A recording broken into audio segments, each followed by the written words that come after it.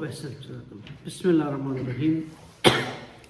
وقت آج نکل گیا ہے, تھوڑا تیزی سے آگے بڑھتے ہیں انشاءاللہ. گفتگو ہماری جو آگے چل رہی تھی, جیسا کہ ڈاکٹر صاحب نے بھی ایک خلاصہ بیان کیا, چلے کم از کم سن تو رہا تھا کوئی, اتنا تو یقین ہو گیا. وہ گفتگو ہماری تھی خدا محوری اور خدا پرستی. یہ خود اس کا نہ ہونا جو ہے وہ عہد کو ادا کرنے میں, وفا کرنے میں ایک بڑی آفت ہے. اگر انسان خدا محور نہ ہو, یہ نہیں ہے کہ اگر انسان خدا محور خدا پرست نہ ہو تو کوئی ذمہ داری ادا نہیں کرتا, نہیں, اس طرح سے نہیں ہے. وہ ذمہ داری پھر بھی ادا کر رہا ہوتا ہے ایز اے جاب.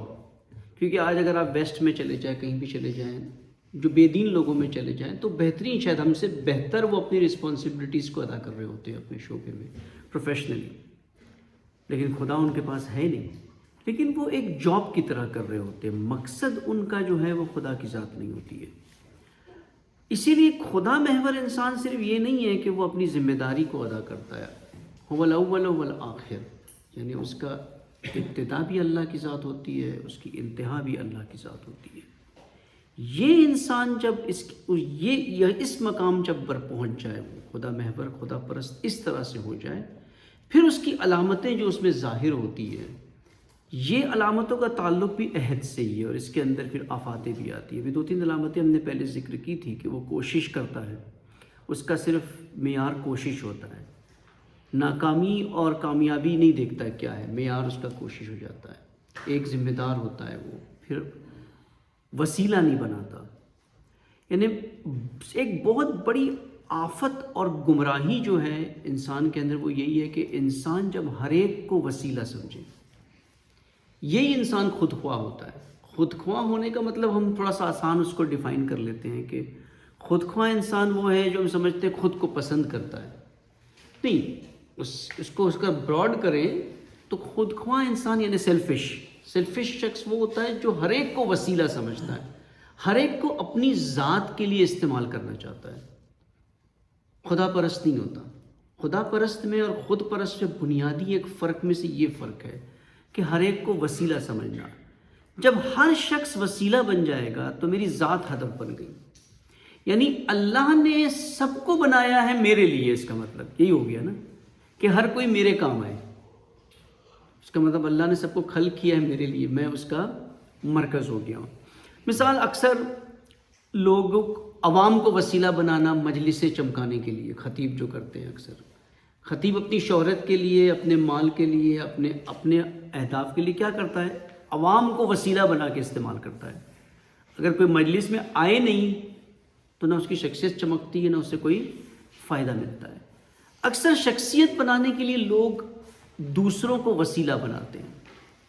لوگ بن جاتے ہیں وسیلہ میری شہرت کے لیے, میری خواہشات کو پورا کرنے کے لیے. اور یہ انسان خدا محور نہیں ہوتا جو لوگوں کو وسیلہ سمجھتا ہے کہ اس کے ذریعے میں آگے بڑھ جاؤں گا, اس کے ذریعے میرا نام ہو جائے گا. بعض اوقات پازیٹیو ہوتا ہے, بعض اوقات نگیٹیو بھی ہوتا ہے. یعنی میں کسی کو استعمال کروں کہ یہ میرے کام آ جائیں, اس سے میرا کوئی فائدہ نکل آئے. بعض اوقات یہ بھی ہوتا ہے کہ میں کسی کو کرٹیسائز کرتا ہوں ایز اے وسیلہ.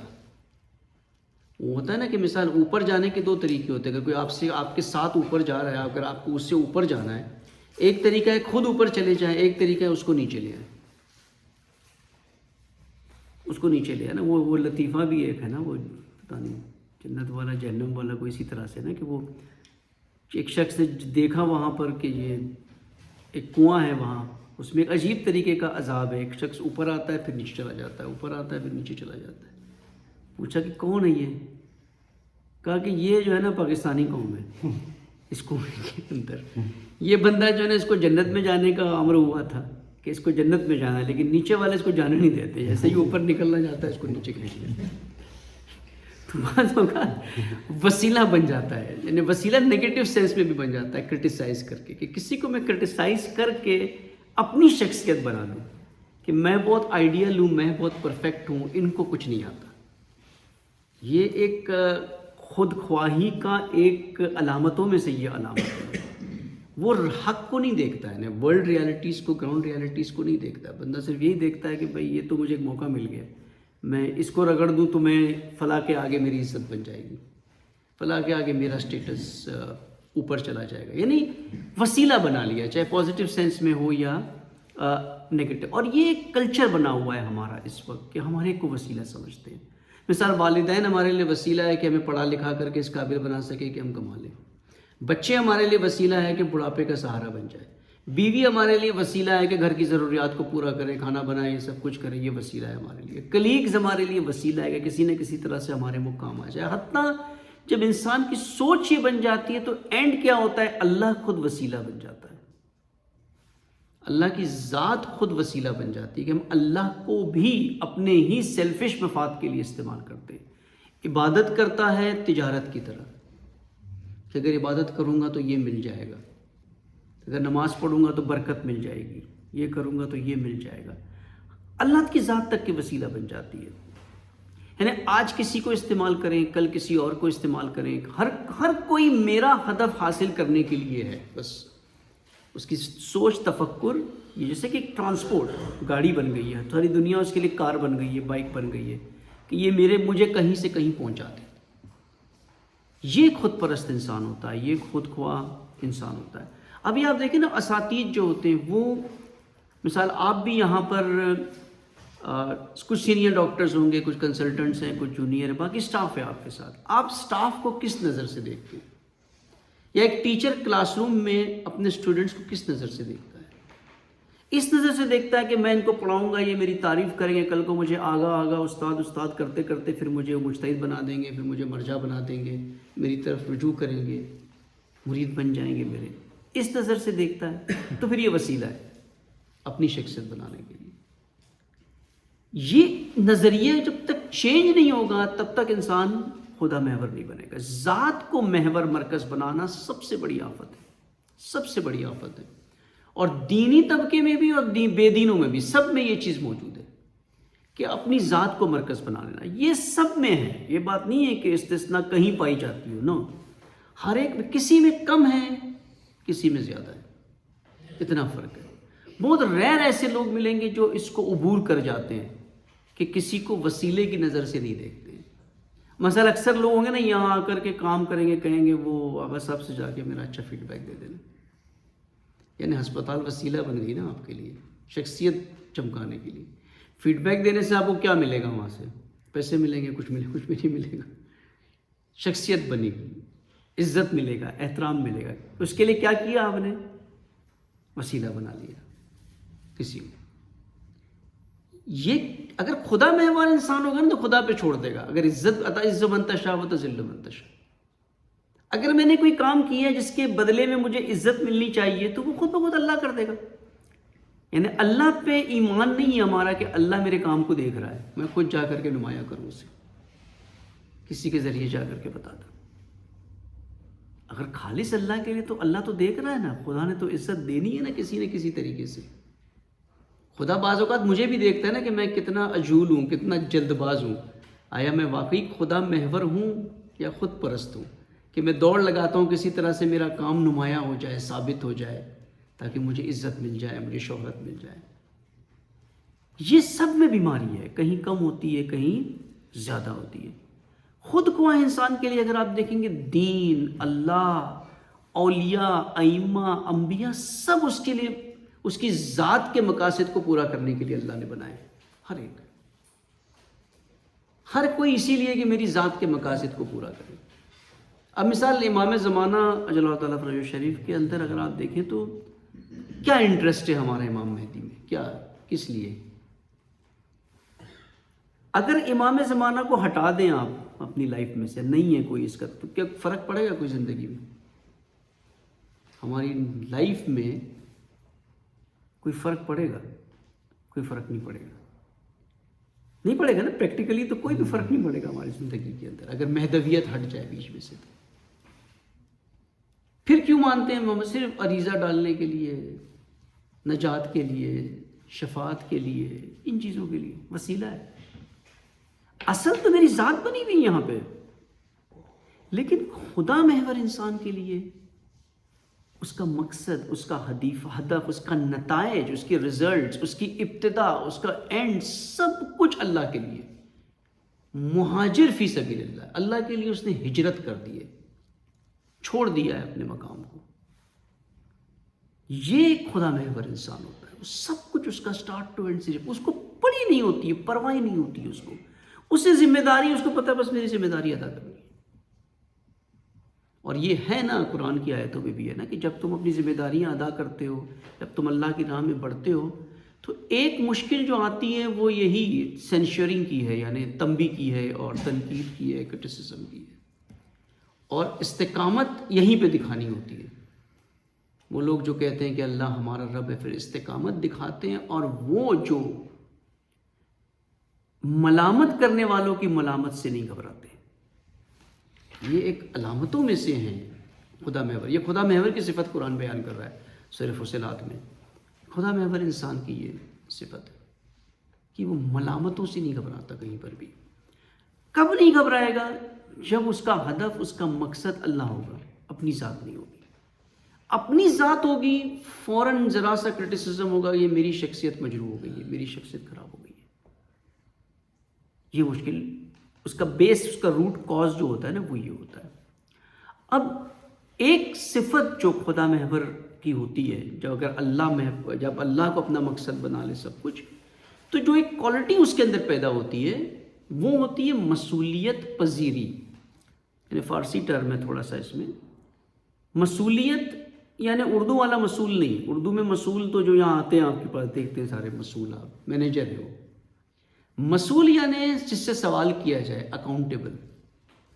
مسئول یعنی ذمہ دار، جس کو کوئی چیز کی ذمہ داری دی گئی ہوتی ہے. اب مثال ادھر مسئول آئے کوئی طلاب کو لے کر کے ڈالے اندر، خود باہر جا کے چائے پی رہا ہو، یہ مسئول نہیں ہے. اس کی ذمہ داری تھی کہ جو بیمار کو لایا ہے اس کے ساتھ بیٹھنا ہے، اس کو سب کچھ دیکھنا ہے، ٹیک کیئر کرنا ہے اس کو. وہ اپنے آپ کو صرف مینیجر اگر سمجھتا ہے کہ میں مینیجر ہوں، پھر مینیجر کہیں بھی بیٹھا رہے فرق نہیں پڑتا. مسئولیت پذیری یعنی پیچھے جانا، پذیرائش کرنا، ویلکم کرنا. فارسی میں پذیرائش یعنی ویلکم کرنا کسی چیز کو. مسئولیت پذیری یعنی امام خمینی اس ٹرم کو استعمال کرتے تھے کہ یعنی ذمہ داریوں کے پیچھے جانا. نہ کہ صرف ویٹ کرتے رہنا کہ کوئی ذمہ داری ملے گی تو میں کروں گا. ذمہ داریوں کے پیچھے جائے. اس کا رجحان، رخ، جہد سب ذمہ داری کی طرف ہوتا ہے ٹوٹلی. ہمیشہ اس کا سوچ، اس کا ذہن کہ میں کون سی ذمہ داری لوں اگلی، جسے میں انجام دوں. وہ مسئولیت کے پیچھے بھاگتا ہے. یعنی بعض اوقات انہیں روایت میں بھی ہے کہ یہ جو خدا محور انسان نہیں ہوتا ہے نا، اس کی ہر خطا، معصیت، گناہ کے پیچھے اس کی توحید میں نقص ہوتا ہے. یعنی توحید میں جب نقص ہوگا تو اس کا نتیجہ یہی نکلتا ہے، جب خدا محوری نہیں ہوگی، کہ غلطیاں بھی کرے گا، خطا بھی کرے گا، معصیت بھی کرے گا، گناہ بھی کرے گا، کیونکہ توحید میں نقص ہے، توحید کمزور ہے. یعنی چھوٹے چھوٹے مسائل بھی ہے نا انسان کی زندگی میں جو ہوتے ہیں، اس کی وجہ توحید کی کمزوری ہوتی ہے، اس کی وجہ خدا محوری کے نہ ہونا ہوتا ہے. جو پریشانی آ جاتی ہے لائف میں، جو ہم ڈسٹرب ہو جاتے ہیں، سٹریسڈ آؤٹ ہو جاتے ہیں، یہ سب اس کی وجہ یہی ہے بنیادی، کہ اللہ کی ذات کو محور نہیں بنایا ہے، خدا پرست نہیں ہے. خود پرست انسان اگر عبادت بھی کرتا ہے نا، وہ حقیقی عبادت نہیں ہوتی ہے. نماز بھی پڑھتا حقیقی نہیں ہوتی، کیونکہ اس کا مصداق اللہ نہیں ہے عبادت کا، اپنی ذات ہے، اپنی ذات کے لیے کر رہا ہوتا ہے. یعنی آج اگر آپ دیکھیں نا، دنیا میں سب سے بڑی مشکل یہی ہے. دنیا اس وقت، خاص کر کے ہمارا معاشرہ، ایک طرح سے جہنم بنا ہوا ہے صرف اس لیے کہ ذمہ دار افراد نہیں ہے غیر ذمہ دار لوگ ہیں. اس کی سمپل سی مثال جو ہے نا، یہیں کی مثال لے رہے ہیں نا، جو اکثر ہم ایک یہ شکوہ تو ہم کرتے ہیں نا کہ آغا صاحب بیٹھے ہوتے ہیں وہاں، مثال ملبہ اٹھا رہے ہیں. ملبہ اٹھانے میں تو کوئی انجینئرنگ نہیں چاہیے. اٹھا بھی کون رہا ہے؟ چھوٹے طالب علم اٹھا، جو کوالیفائڈ انجینئرز تو نہیں ہے، نہ کانٹریکٹرز ہیں، نہ کچھ ہے نا. یعنی وہ چھوٹا سا کام بھی جو ہے، اس کے لیے ایک قائد جو ہے وہ آ کر کے بیٹھے رات میں ٹھنڈ میں باہر بیٹھ کے 4 گھنٹہ ملبہ اٹھائے. یہ کیوں؟ کیا وجہ ہے اس کی؟ کسی اور کی ذمہ داری ہے، وہ اپنی ذمہ داری نہیں ادا کر رہا ہے. کسی اور کو یہ ذمہ داری لے لینا چاہیے اگر نہیں دی گئی تھی تو. مسئولیت پذیر لوگ نہیں کہ آگے بڑھ کے کہیں کہ اگر صاحب آپ اپنا علمی کام کریں، میں یہ کروا کے رہوں گا. وہ نہیں ہے کوئی مسئولیت پذیر. جوش میں آ کے لے بھی لے گا کوئی، لیکن کرے گا نہیں اس کو انجام، وفا نہیں کرے گا، غدر کرے گا اس میں، وہ نہیں کرے گا اس میں. اور یہ غیر ذمہ دار انسان کی وجہ سے ساری مشکلات ہیں. اگر جتنے زیادہ ذمہ دار افراد معاشرے میں پیدا ہوں گے، آپ دیکھیں گے پھر کس طرح سے کام ہوتے ہیں سارے. یعنی قرآن کہتا ہے نا کہ ائمہ کفر کو قتل کر دو، قتال کرو ان کا، جو کفر کی امامت کرتے ہیں، یعنی انکار کی امامت. کفر سے مراد انکار، امامت کرتے ہیں. کیوں؟ اس لیے نہیں کہ وہ کافر ہے، اس لیے کہ ائمہ کفر کے اندر کوئی عہد نہیں ہے، کوئی ذمہ دار نہیں ہے، غیر ذمہ دار ہے. نہ الہی عہد ہے، کوئی عہد نہیں ہے ان میں. اللہ تعالیٰ کو ناپسند ہے ایسے افراد جن کے جو ذمہ داری نہیں لیتے ہیں، جو مسئولیت پذیر نہیں ہوتے ہیں. اب سورہ حج کی جو آیت ہے نا، جس میں اللہ حکم دیتا ہے کہ حج تم پر واجب کیا گیا ہے، وہ یہی کہتے ہیں نا کہ جو کفر کرتا ہے وہ حج پہ نہیں جاتا استطاعت ہونے کے باوجود. حج کیا ہے؟ واجب ہے، ایک فریضہ ہے، ایک ذمہ داری ہے کہ زندگی میں ایک مرتبہ مومن اگر استطاعت ہے تو حج کرے. یہ اس کا عہد ہے اللہ کے ساتھ کہ مجھے کرنا ہے. جب ایک چیز واجب ہو جاتی ہے وہ خود بخود عہد بن جاتا ہے، پھر وہ بولنا نہیں پڑتا اس کے لیے. اگر نماز واجب ہے تو وہ عہد الہی میں سے آ گیا. اب حج پہ نہیں جاتا، قرآن کہہ رہا ہے کہ یہ کفر کرتا ہے. یہ کیا ہے؟ یہ کفر عملی ہے، یہ کفر آئیڈیالوجیکل کفر نہیں ہے، یہ عقیدتی کفر نہیں ہے، یہ ایک پریکٹیکل کفر ہے. اور وہ لوگ جو عہد کرتے ہیں پورا، ان کو قرآن نے کیا مقام دیا ہے؟ ان کو قرآن کہتا ہے کہ یہ مرد ہے. اب یہی آیت ہمارے پاس ہے نا، اس کو پڑھتے ہیں ہم. قرآن کا بھی ہمارا ہوتا ہے نا ایک سلسلہ، اسی کے ساتھ ساتھ ہو جائے گا. یہ بہت ہی بہترین آیت ہے نا جو سورہ احزاب کی ہے، آیہ نمبر 23 کی ہے یہ، لیکن اس سے پہلے سے یہ واقعہ شروع ہوتا ہے تھوڑا سا آگے جنگ کے وقت. یہ معروف آیت ہے نا جو من المومنین رجال، یا امام حسین علیہ السلام اس آیت کو بہت تکرار کرتے تھے اپنے سفر میں نا، کہ مومنین میں سے مرد کون ہیں. کچھ لوگ ہیں جو مرد ہیں. کون ہے وہ؟ صدق ما عہدہ اللہ علیہ فمنہم من قضاء نحبہ ومنہم من ینتظر وما بدلوا تبدیلا. یہاں 3 طبقے کی بات کر رہا ہے قرآن. یہاں پر 3 طبقے کی اس آیت میں 3 کیٹیگری میں ڈیوائیڈ کر دیا. کس کانٹیکسٹ میں؟ ذمہ داری اور عہد میں. 3 کیٹیگری کے لوگ ہیں. یہ پازیٹیو کیٹیگری ہے، نیگیٹو نہیں ہے. یہاں پہ یہ مثبت 3 لیولز درجات ہیں. ایک کون ہے؟ جنہوں نے صدقوا ما عہد اللہ علیہ، جنہوں نے صداقت کے ساتھ اپنا عہد جو ہے وہ پورا کر دیا.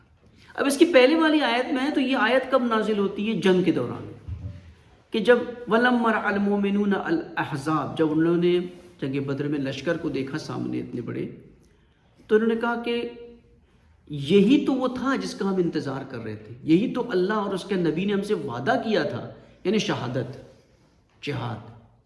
اور یہ وعدہ آج پورا ہو گیا. اور اس نے کیا کیا؟ وَمَا زَادَهُمْ إِلَّا إِيمَانًا وَتَسْلِيمًا، ان کے ایمان اور تسلیم میں اضافہ کر دیا جب یہ اس میدان میں آ گئے. اس کے بعد یہ آیت آتی ہے کہ مومنین میں مرد وہ ہیں، ایک جو عہد کو پورا کر چکے ہیں، وفا کر چکے ہیں، صداقت اپنی دکھا چکے ہیں کہ ہم نے یہ کام دینے، شہادت کے مقام تک پہنچ چکے ہیں، ان کو مل چکی ہے شہادت. اسراء میں اتنا ذمہ داریاں ادا کی کہ شہادت تک پہنچی. دوسرا طبقہ کون ہے؟ فَمِنْهُمْ مَنْ قَضَاءَ نَحْبَهُ، وہ جنہوں نے کیا کیا ہے؟ قضا کیا ہے اپنے. قضا سے مراد وہ قضا نہیں ہے یہاں پہ، قضا یعنی فیصلہ کیا ہے کہ میں نے اس چیز کو ادا کرنا ہے.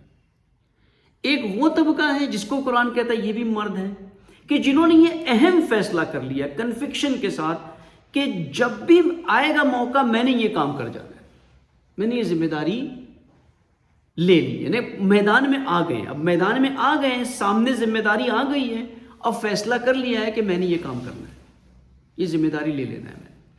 اور تیسرا طبقہ کون ہے؟ وہ جو انتظار کر رہے ہیں، نظر کر رہے ہیں، دقت کے ساتھ غور و فکر کر رہے ہیں کہ ہم بھی اس میدان میں آئیں گے اور اس طرح سے اپنے عہد کو انجام دیں گے۔ قرآن کہتا ہے یہ ذمہ دار لوگ ہیں جو مرد ہیں، باقی سارے نامرد ہیں۔ یعنی مردانگی کا معیار یہ بتایا ہے قرآن نے کہ جو ذمہ داری کو پوری طرح سے صداقت کے ساتھ ادا کرے، ذمہ داری سامنے ہو تو ان کے ایمان میں اور تسلیم میں، سبمیشن میں اضافہ ہو جائے کہ مجھے مزید ذمہ داری مل رہی ہے۔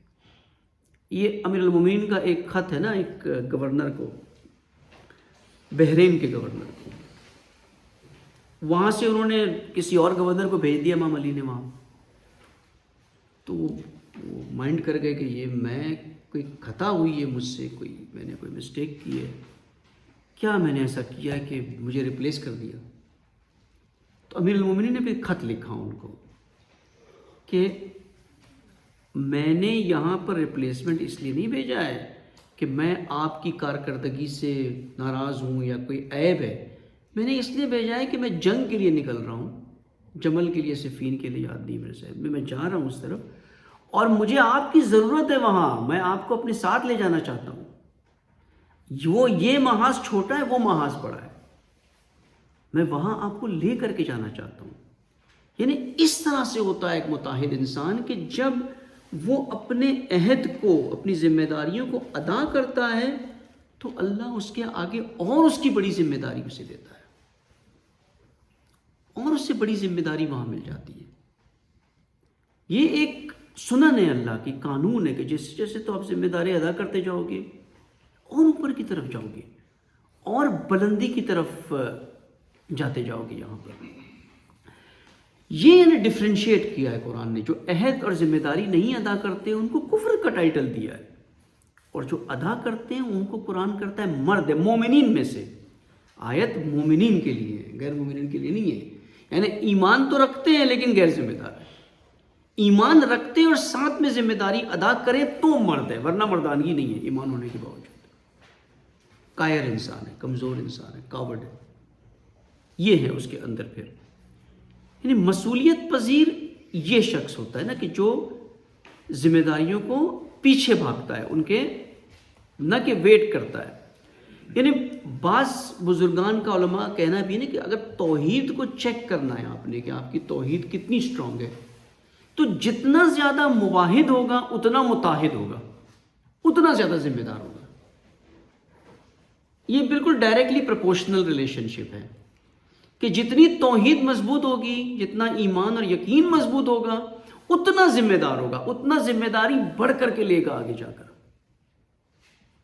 حتیٰ کہ بعض اوقات روکنا پڑتا ہے نا کہ رک جائے، ابھی تھوڑا سا ٹھہر جائے۔ رسول اللہ کے لیے ہے نا قرآن میں آیت کہ رسول ابھی رات میں تھوڑا سا آرام کر لیں، کچھ ٹائم وقفہ بھی کر لیں، کچھ ٹائم ریسٹ بھی کر لیں۔ حتیٰ کہ رسول اللہ جب دوپہر میں آتے تھے قیلولہ کرنے کے لیے تو اس وقت بھی لوگ آ جاتے تھے دروازے کے اوپر۔ تو قرآن نے آیت نازل کی کہ یہ ان کو ٹائم دے، کچھ فیملی ہے تھوڑا سا، وہ بھی ایک ذمہ داری ہے، نہ کہ رسول اللہ کو انجوائے کرنے کا ٹائم دے رہے، نہیں، یہ ذمہ داری ہے، ایک فیملی ہے وہاں، ان کا ایک پرسنل ٹائم بھی ہے جہاں پہ تفکر کرنا ہے، کسی کو مطالعہ کرنا ہے، وہ ٹائم بھی ان کو دیں آپ۔ یعنی رسول اللہ اتنے ایگریسو تھے، اتنی ذمہ داری میں آگے تھے کہ اللہ کو آ کر کے روکنا پڑتا ہے۔ یعنی انسان یہاں تک پہنچے، اتنا فرنٹ لائن کے اوپر آ جائے۔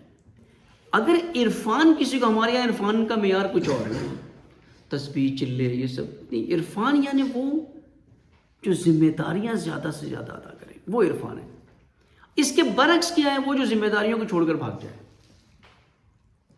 جو ذمہ داریوں کو چھوڑ کر بھاگے وہ پھر بوجھ بن جاتا ہے دوسروں کے اوپر۔ بعض اوقات ڈاج کرتے ہیں ذمہ داری کو نا، یہاں سے مثال یہ بھی نہیں کہتے کہ بھاگ رہا ہوں میں، کوئی بہانہ بنا دیا، بیوی بیمار ہے، بچہ بیمار ہے، فلاں ہے، یہ ہے، آج کل مسائل چل رہے ہیں، آج کل فلاں ایشوز ہیں، آج کل جاب میں مسئلہ چل رہا ہے، میں ٹائم نہیں دے سکتا۔ یہ غیر ذمہ دار ہے۔ قرآن کہتا ہے یہ نامرد ہے۔ مرد وہ ہے یا تو شہادت تک پہنچ جائے ذمہ داری ادا کر کے، یا میدان میں آ جائے جہاں ذمہ داریاں ہیں، یا اسے وہ میدان نہیں مل رہا ہے تو اس انتظار میں رہے، تڑپ میں رہے. مثال ابھی جو بات کر رہا تھا نا امام زمانہ کی، ہم کیا کہتے ہیں؟ انتظار. اگر انتظار کو کھول دیں تو ذمہ داری نکلتی ہے باہر. اسی لیے میں نے کہا نا اگر امام مہدی کو باہر نکال دیں تو کوئی فرق نہیں پڑتا، کیونکہ ہم نے مہدویت سے ریلیٹڈ کوئی ذمہ داری اپنے اوپر لی نہیں ہے. مہدویت سے ریلیٹڈ ذمہ داری یہ ہے کہ عالمی نظام اسلام کے لیے گراؤنڈ ورک کرنا ہے، گراؤنڈ بنانا ہے. وہ جب کسی کے لیے آپ گراؤنڈ ہی نہیں بنا رہے ہو، کچھ کر ہی نہیں رہے ہو، تو وہ آئے نہیں آئے، کب آئے، بعد میں آئے، لیٹ آئے، کیا فرق پڑتا ہے؟ غیر متحد علماء جو ہے یہ کیا کریں گے؟ سب سے پہلے آ کر کے امام زمانہ کے راستے میں رکاوٹ بنیں گے. ہم سکون سے بیٹھے ہوئے تھے، آپ نے آ کر کے کام پر لگا دیا کہ چلو نکلو باہر. یہ تو روایت میں ہے نا کہ سب سے زیادہ علماء مخالفت کریں گے. کیوں مخالفت کریں گے علماء؟ کیونکہ یہ سارے غیر متحد علماء ہیں جو مخالفت کریں گے، جو غیر ذمہ دار ہیں، جو صرف روٹی کپڑا مکان دین کے نام پہ چلاتے ہیں. یہ تو چاہتے نہ آئے کوئی ایسا قائد، نہ آئے کوئی ایسا لیڈر جو ہمیں حرکت میں لائے، جو ہمیں اپنے سکون سے آ کر کے نکالے. عملی اثر خدا محوری خدا پرست انسان کا یہ ہے کہ وہ ذمہ داری لیتا ہے، لے گا ہمیشہ ذمہ داری کو. خود غرض انسان یہ نہیں کہ خود غرض انسان بستر پہ پڑا رہے گا، وہ بھی کام کر رہا ہے میدان میں، لیکن اپنے انٹرسٹ کے لیے، اپنے پوزیشن کے لیے، اپنے مقام کے لیے. وہ بھی انت تک کوشش کرتا ہے کہ اس کو پیسے مل جائیں، اس کو نام مل جائے، اس کو شہرت مل جائے. اب یہاں ایک سوال اٹھتا ہے، تو کیا کوئی پوزیشن لینا غلط کام ہے؟ غلط بات ہے. مثلا اگر آپ کو ڈائریکٹر بنا دیا جائے، اسپتال کا بنا دیا جائے کسی کو ڈائریکٹر، تو کیا وہ غلط ہے؟ اس میں کیا وہ خود غرضی ہو جاتی ہے؟ کیا خود خواہی آ جاتی ہے اس میں؟ نہیں. اس کو مولانا رومی جو ہے نا بڑے اچھے ایک مثال سے سمجھاتے ہیں. مثال ایک یہ لیمپ لگا ہوا ہے نا، یہ کہاں لگا ہوا ہے؟ اوپر.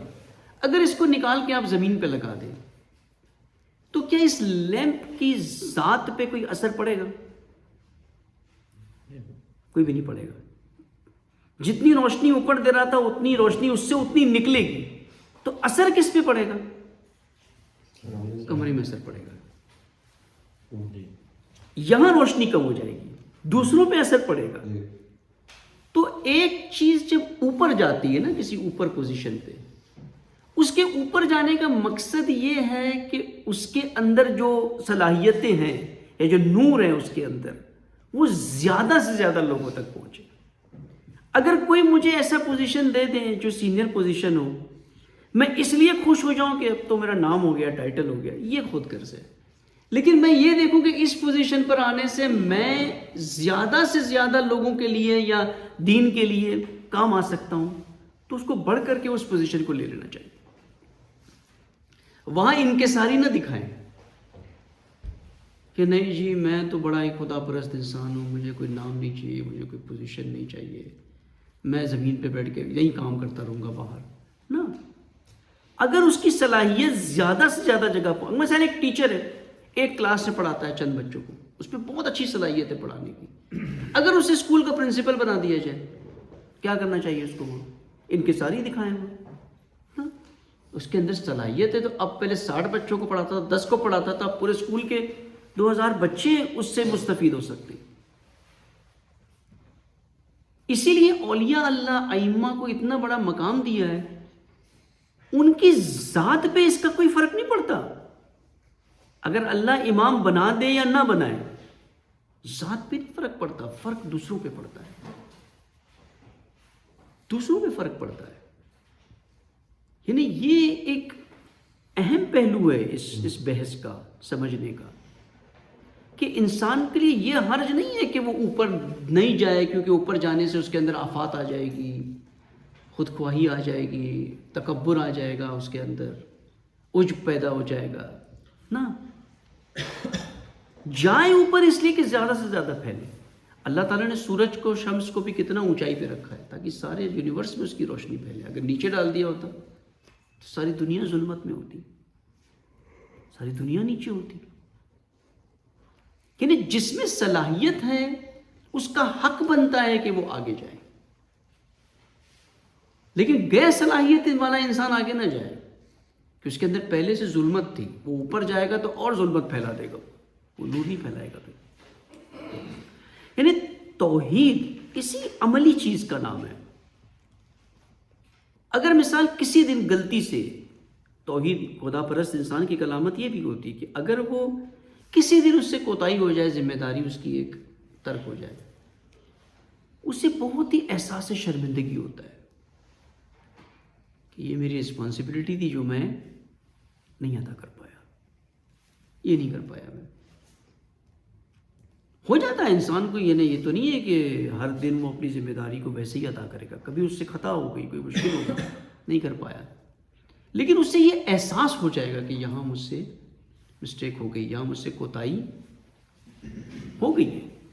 اب کچھ لوگوں کو دیکھیں نا آپ، جہاں پوزیشن ہوتا ہے اس کے پیچھے دوڑتے، لیکن جہاں ذمہ داری ہوتی ہے اس کے پیچھے نہیں جاتے۔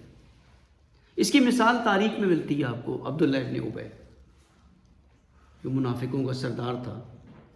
عبداللہ ابن ابی کو رسول اللہ جب مدینے میں ہجرت کی، اس سے پہلے عبداللہ ابن ابی نیگوشیٹر تھا ان کے بیچ میں، اوس اور خزرج قبیلے کے بیچ میں، اور اس کو یہ اپنا ہیڈ بنا رہے تھے کہ دونوں کے ڈسپیوٹ ختم، میں آپ کا لیڈر ہوں۔ پھر وہ رسول اللہ وہاں آ گئے اور سارا جو ہے وہ فیل ہو گیا۔ پوزیشن کے لیے بالکل تیار تھا کہ مجھے سردار بنا دیں، لیکن جب رسول اللہ آئے اور اس نے بھی اسلام نام نہاد قبول کیا، ایسے کہتے تھے جنگ پہ چلو، یہ بہانے کرتا تھا، آدھے راستے سے بھاگ کر آ جایا کرتا تھا۔ پھر احد میں شکست ہوئی تو اس نے شروع کر دیا کہ دیکھو میں کتنا چالاک نکلا، میں نے اپنی جان بچا لی۔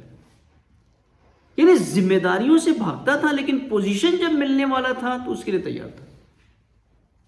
یہ دونوں چیزیں اگر لنک ہو جائے، اقتدار اور ذمہ داری، تو یہ خدا محوری ہے۔ پھر اگر آئسولیٹ ہو جائے، سپریٹ ہو جائے کہ ذمہ داری نہیں لینا ہے، صرف پوزیشن چاہیے، تو پھر یہ خود خواہی ہے، پھر یہ خود غرضی ہے۔ اور خدا محور انسان خود جوش ہوتا ہے، سیلف موٹیویٹڈ ہوتا ہے۔ وہ یہ کہتے ہیں درد پیدا کیسے ہوتا ہے؟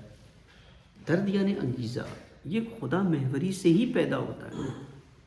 یعنی دھکا لگا کے نہیں اس کو سٹارٹ دیا جاتا، خود سے ہی میدان میں ہوتا ہے۔ اب دو ہوتے ہیں نا، کچھ لوگوں کو کھینچنا پڑتا ہے ذمہ داری کی طرف۔ کیسے کھینچنا پڑتا ہے؟ خواہشات کو دکھا کر کے، جو اس کو چاہیے اسے دکھا کر رکھے۔ لیکن کچھ لوگوں کو خواہشات سے بھی نہیں آگے، اتنے سست آتے ہیں، بس وہ کہیں گے 1 لاکھ کا جاب دیں گے، مجھے نہیں چاہیے۔ گھر میں دکان چلتی ہے، کرائے پہ پیسے آتے ہیں، میں بیٹھا ہوں، چل رہا ہے رینٹ کے اوپر، رینٹ آ رہا ہے نا، ابا نے 4 پلاٹ لیے ہوئے تھے، زمین گھر ہے، آ رہا ہے، کیا کرنا ہے جا کر کے، پڑھ لیا ٹھیک ہے، پڑھ لیا ڈگری ملی۔ کچھ کو پیچھے سے ڈنڈا لگا کر کے سٹارٹ کرنا پڑتا ہے نا۔ پھر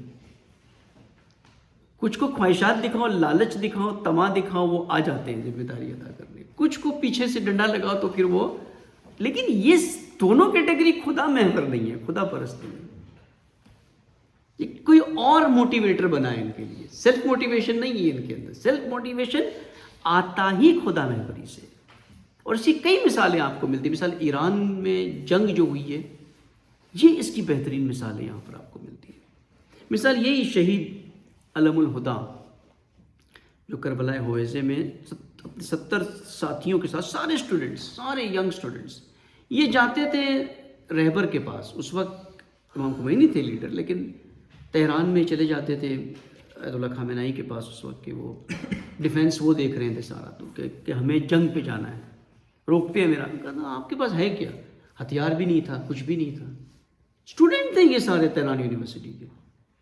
کہ نہیں بس جانا، یہ ذمہ داری دینا ہمیں، ہم روکیں گے جا کے وہاں پر۔ 2-3 مرتبہ ہوا، رہبر نے خود لکھا ہے اپنے اس میں کہ میں نے پہلے کسی اور کے پاس جاتے تھے، پھر شاید غیر افسنجانی یا کوئی، اس کے بعد رہبر کے پاس آئے، کہ میں نے ان کے چہرے پہ ایک عجیب سی چیز دیکھی کہ یہ واقعی خدا پرست ہے، یہ کہا یہ اصحاب کہف ہے، یہ کہ ٹھیک ہے جائیں۔ ہتھیار بھی نہیں ہے، کچھ بھی نہیں ہے ان کے پاس۔ وہ صحرا میں بارڈر پر جا کر اہواز میں، عراق کے، وہاں پہنچ گیا۔ علم الہدا ان کا ایک جو ہیڈ تھا، وہ علم الہدا ان کا نام، شہید، پہنچ گئے وہاں پر۔ عراقیوں سے ہی ہتھیار چھین کر کے، یعنی بنا ہتھیار کے ان پہ جھپٹ پڑنا، ان سے ہتھیار کئی دنوں تک ان کو روک کے رکھا۔ کئی دنوں تک 70 کے لشکر میں. پھر آخر ایک سارے شہید ہو گئے. جب سارے شہید ہو گئے تو عراقیوں کے اندر اتنا فرسٹریشن تھا کہ ان کی لاشوں کو ٹینکوں سے پامال کیا. اور پھر وہاں پر ایک اس وقت مرکز بنا ہوا ہے کربلائے ہویزہ کے نام سے. رہبر بھی وہاں گئے ہیں, وہاں پہ ان کا پیغام بھی ہے بڑا. خدا صاحب بھی گئے وہاں پہ, ان کی بھی ایک تقریر, تاریخی تقریر ہے وہاں کی. یعنی یہ مسئولیت پذیر طبقہ ہوتا ہے. ابھی ہم کسی کو کہیں گے پہلی چیز کیا ہوتی ہے, وسیلہ نہیں ہے, وسائل نہیں ہے, کیسے کریں گے. یہ بنا وسائل کے جنگ پہ جانے کو تیار ہے. بہت بڑی بات ہے انسان کا اتنا ایمان, اتنا اللہ کی ذات کے اوپر کہ بنا وسیلے کے, بنا پابرہنہ میدان میں اتر آئے. کچھ نہ کچھ کرنا ہے یہاں پر. تو ایسی بہت سی مثالیں. شہید بہشتی مسئولیت پذیر ذمہ دار انسان ہے جو آگے بڑھ کر کے ایک پورا نظام کا آرکیٹیکٹ بنا رہے ہیں. شہید قاسم سلیمانی کون ہے؟ کوئی عالم نہیں ہے, کوئی فقیہ نہیں ہے, کوئی مجتہد نہیں ہے. ایک نارمل سا سپاہی, وہ بھی ایک کسان, ایک دہقان, پھر ایک نارمل سے سپاہ کے اندر کوئی پڑھے لکھے تو نہیں کہ بڑی پوسٹ کے اوپر آ گئے. صرف یہی ذمہ دار خود سے نکل پڑے جب یہ داعش کا لشکر آیا کہ رہبر کے پاس آ کے میں نے جانا ہے, اجازت دے, میں نے جانا ہے. سارے بیٹھے ہوتے ہیں. اب دیکھیں سارا قوم بیٹھا ہوا ہے, امام خمینی بیدار ہے. کسی نے آگے امام سے کہا کہ آپ اٹھیں, قیام کریں, انقلاب لائیں. کسی نے نہیں کہا امام خمینی سے, بلکہ روک رہے تھے سارے کہ کیا بے وقوفی, شاہ شیعہ ہے, فلاں ہے, یہ ہے, آپ ایک شیعہ حکومت کے اندر فتنہ کھڑا کرو گے, یہ ہو جائے گا, جانے چلی جائے گی, کون ہے اس کا ذمہ دار؟ امام نے کہا میں ہوں ذمہ دار, سارا خون میرے دامن پہ روزے قیامت. خود سے امام نے یہ کام کیا, کسی نے آ کے دھکا نہیں لگایا امام کو. نہ امام کو کوئی اقتدار کسی چیز کی لالچ تھی کہ یہ ہو جائے گا, تو بلکہ خطرہ ہی خطرہ تھا. اسی لیے یہ کام ہو گیا, ورنہ نہیں ہوتا.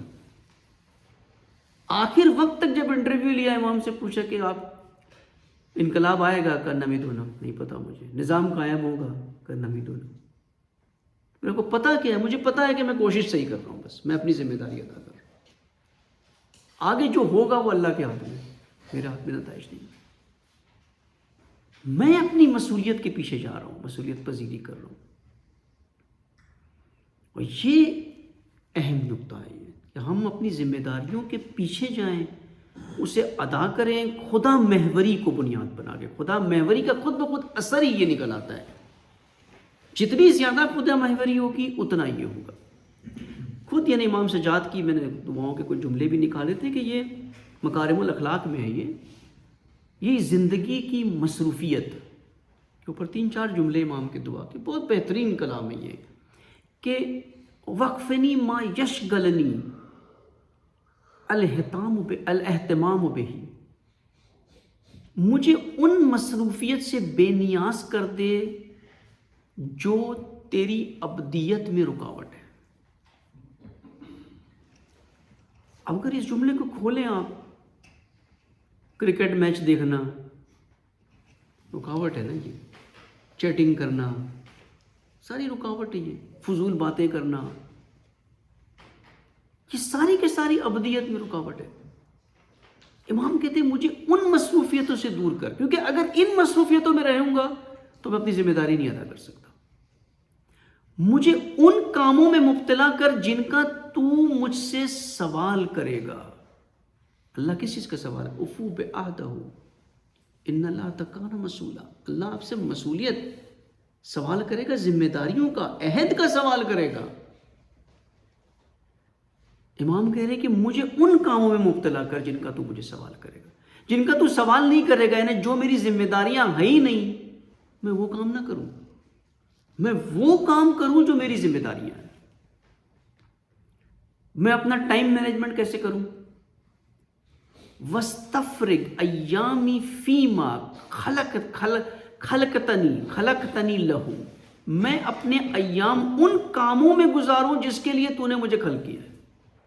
سمپل ٹائم مینجمنٹ کا فارمولا.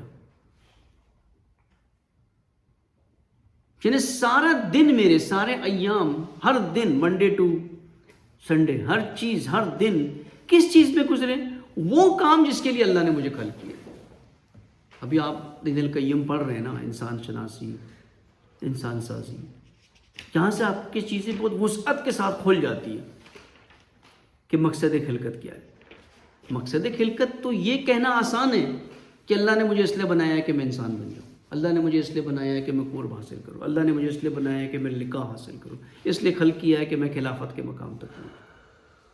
لیکن جزیات کیا ہے اس کی؟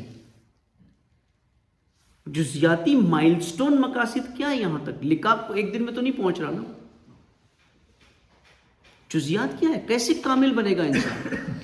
کیسے موانع دور کرے گا اپنے اندر سے؟ جب تک وہ سارے کام نہیں کرے گا جس کے لیے اسے خلق کیا گیا، وہ ذمہ داریاں ہیں۔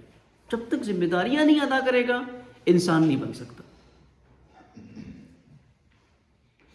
وَغْنِنِي وَأَوْسِعْ عَلَيَّ فِي رِزْقِكَ، مجھے دوسروں سے بے نیاز کر دے اور میرے رزق میں وسعت عطا فرما۔ یعنی امام فرماتے ہیں کہ یہ نہ ہو کہ میں رزق کی تلاش میں اپنی ذمہ داریوں کو سب بھول جاؤں، سارا ٹائم روٹی کپڑا مکان، سارا ٹائم روٹی کے پیچھے لگا رہا ہوں۔ تو مجھے میرے رزق میں وسعت عطا کر دے تاکہ میں دوسروں سے بے نیاز ہو جاؤں، یعنی دوسروں کے پاس رزق کے لیے نہ جاؤں۔ جب دوسروں کے پاس رزق کے لیے جاؤں گا تو میں ان کا عبد بن جاؤں گا، تیرا عبد تو نہیں ہوں میں، پھر میں ذمہ داریاں نہیں ادا کر سکتا، پھر میں وہ کروں گا جو وہ کہہ رہا ہے مجھے، جو اللہ کے لیے نہیں کہہ رہا ہے۔ یہ دیکھیں کتنا یہ ساری چیزیں ہمارے پاس موجود ہیں جو ہمیں کس جہت پہ لے جا رہی ہیں، اور اکثریت کس جہت پہ جا رہی ہے اس وقت۔ اب یہ جتنی میں نے پچھلے مرتبہ بھی کہا نا، جتنے یہ آج بھی آغا صاحب نے خطبے میں وہی اسی نقطے کو جو پچھلے ہفتے بیان کر رہے تھے اس کو اسی دوسرے انداز سے کہا نا کہ تعلیم بے مقصد تعلیم ہے نا، بالکل صرف جاب ڈگری اسی کو، اور پورا معاشرہ پوری تہذیب اسی میں جا رہی ہے۔ وہ کورس کرنے جس کو پتہ ہے، جس سے ذہن ہی نہیں ہے کہ اس سے میں اپنے مقصد خلقت میں کیا کام کر سکتا ہوں اس کوالیفیکیشن کے ذریعے۔ چلے اجتماع کے لیے نہ سوچے، معاشرے کے لیے نہ سوچے، کم از کم انسان اتنا تو سوچے نا کہ میں یہ جو ڈگری کرنے جا رہا ہوں یہ مجھے میرے مقصد خلقت تک پہنچانے میں کتنا وسیلہ بنے گا۔ یہ وہ یہ بھی نہیں سوچتا، اس کا ہدف روٹی، صرف روٹی ہے، 2 اور 2 4 کہے گا 4 روٹی، 2 رکعت کہیں گے کہ 2 روٹی اس کے ذہن میں آتی، اسی کے پیچھے ہوتا ہے، سارے یہی کاموں میں لگے۔ دیکھیں آج کیوں فقدان ہے ہمارے پاس، کیوں ہمارے پاس کوالیفائڈ ٹیلنٹ یہ نہیں کہ نہیں ہے قوم میں، کیا ہمارے پاس میڈیا پروفیشنلز کی کمی ہے، کیا ہمارے پاس سول کانٹریکٹرز اور انجینئرز نہیں ہیں جو اتنا کام آغا صاحب کو بیٹھ کے خود کرنا پڑتا ہے، کہ ایکسپرٹس نہیں ہیں؟ سارے ہیں قوم میں، لیکن جو ہیں وہ سب روٹی کپڑا مکان کے پیچھے، وہ ان مقاصد کے پیچھے نہیں ہے، ان کا هو الاول والآخر اللہ نہیں ہے، اول بھی روٹی تھی آخر بھی روٹی، اسی میں ہے۔ اور جب کسی پہ یہ لطف خدا کر دے، یہ لطف کر دے کسی پہ خدا کہ اس کو یہ بات سمجھ میں آ جائے، یہ خود ایک بہت بڑا انقلاب ہے، اپنے اندر ایک بڑا انقلاب ہے۔ اور یہاں پھر ان آفات سے بچنا ہوتا ہے، کیونکہ ایسے نہیں کہ ایک بار مجھے احساس ہو گیا کہ نہیں مجھے اب اپنی مقصد کی طرف ہر کام کو کرنا ہے تو بس وہ ہو گیا تو بائی ڈیفالٹ اس کی وہ ٹرین کی طرف پٹری پہ چڑھ گیا، اب نہیں اترے گا وہاں سے، نہیں، کسی بھی وقت آؤٹ ہو سکتا ہے، آفات لگ سکتی ہے، کسی بھی وقت ان ذمہ داریوں کو چھوڑ سکتا ہے، آ جاتی ہے آفات، کیونکہ بہرحال شیطان تو اسی راستے پر ہے نا، آفات لانے کے لیے، آفات میں مبتلا کرنے کے لیے۔ شیطان کو تو متحد انسان نہیں پسند ہے جو ذمہ داریاں ادا کرتے ہیں۔ بہت سی آفات آ سکتی، بعض اوقات یہی جو کرٹیسزم ہوتا ہے یہ ایک آفت بن جاتی ہے مجھے اپنی راستے سے ہٹانے کے لیے۔ جہاں استقامت چاہیے ہوتی، جو قدریں آتی ہیں آگے آئیں گے انشاءاللہ اس پہ اگر توفیق ہوئی تو، استقامت پھر اس کو باقی رکھتی ہے اس جگہ پہ، یعنی میں نے نہیں ہٹنا یہاں سے. اللہ پر اگر ایمان ہو نا کہ ساری دنیا بھی میرے خلاف محاذ بنا لے، لیکن اگر میرے اندر اخلاص ہے، اللہ کے لیے میں کام کر رہا ہوں، الاول بھی اللہ ہے آخر بھی اللہ ہے، تو اس سے بڑی قدرت تو کوئی نہیں ہے نا. یہ جتنے بھی محاذ کھلے سامنے، اس قدرت نے اس محاذ کو ختم کر دینا ہے. وہ تو ایک عنکبوت کی طرح ہے، اللہ کی قدرت کی ایک پھونک کے آگے یہ سارے محاذ ختم ہو جاتے ہیں. کوئی کتنا بھی پروپیگنڈا کرے، کوئی کتنا بھی اراجیف بنے، اگر میں مخلص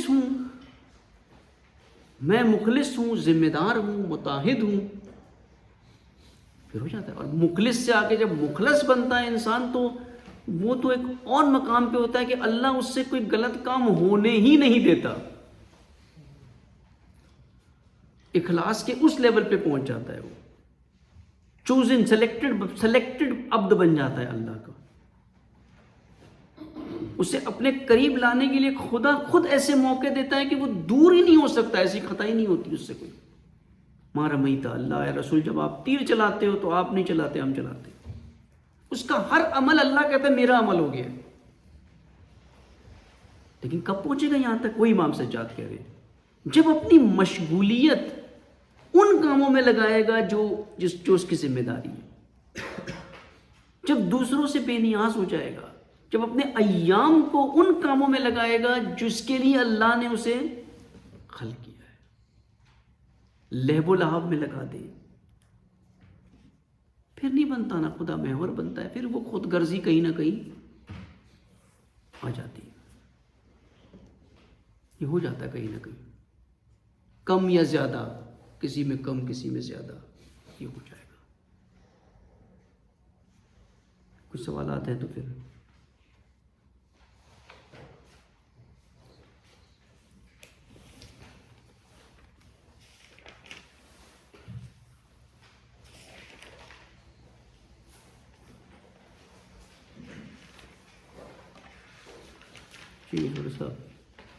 سر وہ جو آپ نے بھی ایک وہ سنایا تھا، جو وہ گئے تھے جنگ پہ گئے تھے، مگر سر کبھی بھی کسی بھی جگہ پہ اس طرح کی کوئی ذمہ داری لینا یا کوئی کام کرنے سے پہلے کیا پلان کی ضرورت نہیں آتی؟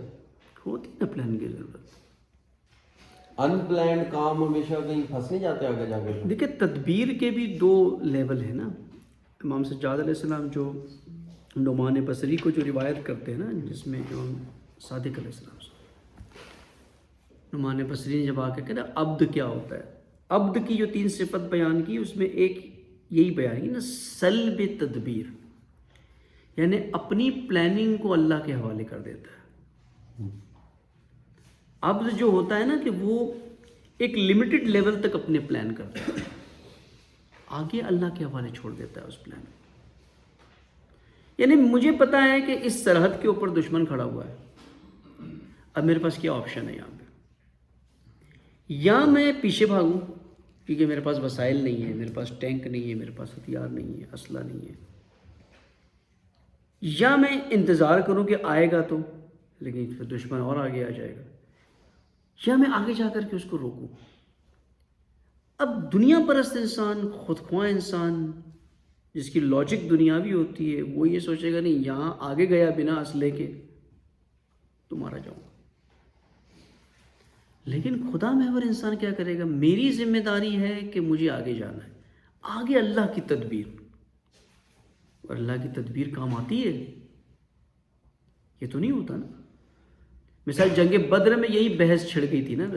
جنگ بدر تو پلاننگ کے ساتھ نہیں گئے تھے رسول اللہ جنگ کے اوپر، لیکن جب پتہ چلا کہ لشکر آ رہا ہے وہاں سے، تو وہاں پر ایک بحث چھڑ گئی کہ ہم تو 300 بندے یہاں پر کسی اور کام کے لیے آئے ہوئے تھے، یہ تو ہم کوئی مصادرہ کرنے آئے تھے قافلے کا، تو کچھ بھی نہیں ہے ہمارے پاس، وہاں سے 1000 کا لشکر آ رہا ہے، کیا کریں؟ کہیں بڑے آگے، اب وہ آ رہے ہیں آپ کی طرف، آپ بھاگیں گے تو ویسے ہی جنگ ہار گئے آپ. لیکن اللہ نے کی نا وہاں پہ مدد، اللہ کے حوالے اپنی تدبیر چھوڑ دی کہ کیسے ہوگا.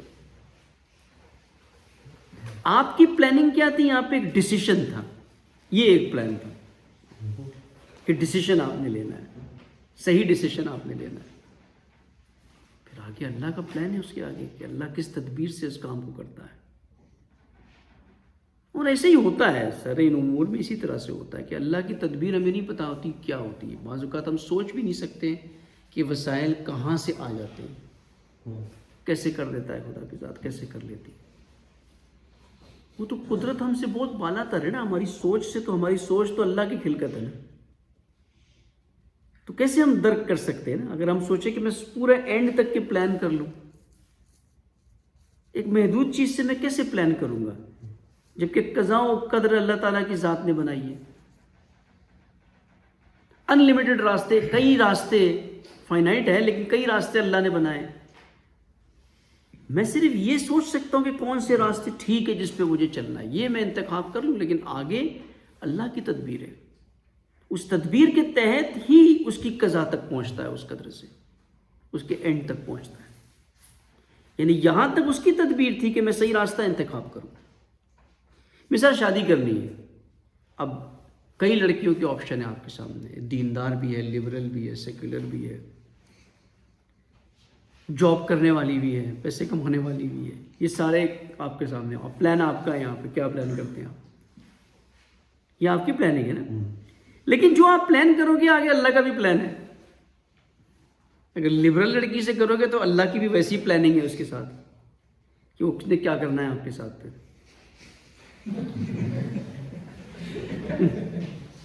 کسی انقلابی جوان نے نا نظر آتی ہے، ابھی حال ہی بتا رہے تھے مجھے کہ اس نے کہا کہ میں نے نا یہ عمر کتاب کی لڑکی سے شادی نہیں کرنی. کیوں کہ وہ صبح مجھے نماز تہجد کے لیے اٹھائے گی، وہ مجھے کہے گی دوبارہ ہیئر اسٹائل چینج کرو، وہ مجھے کہے گی جینس کی پینٹ مت پہنو. تو پھر جیسا آپ چنو گے ویسی تدبیر ہے. اب آپ لبرل چن لو جا کر کے، وہ اس مہنگائی کے دور میں جینس کی پینٹ کا کچھ بھی نہیں بچے گا، سب کچھ اتروا دے گی، وہ سب کچھ ہی بکوا دے گی وہ اس دور میں اتنا انفلیشن ہے. پھر جو آپ چنو، یہ پلان آپ کا ہے کہ آپ نے کیا فیصلہ کرنا ہے. لیلۃ القدر میں آپ فیصلہ کرو، یہ آپ کی پلاننگ ہے کہ میں نے کون سا راستہ چننا ہے. اس راستے کو کہاں پہنچنا ہے وہ اللہ کا پلان ہے. کیسے خدا پہنچائے گا وہاں تک آپ.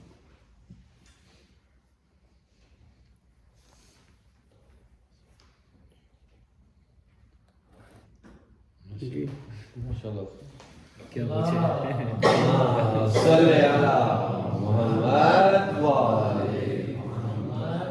اتنا کچھ آپ نے بیان کیا ہے. ایک تو ساری بات خود میں نظر آ رہی ہیں، اور دوسرا خدا ان پہ عمل کرنے کی توفیق دے دیں. عمل کرنے کی توفیق. آغا صاحب کی صحت و سلامتی کے لیے دوبارہ صلوات. اللہ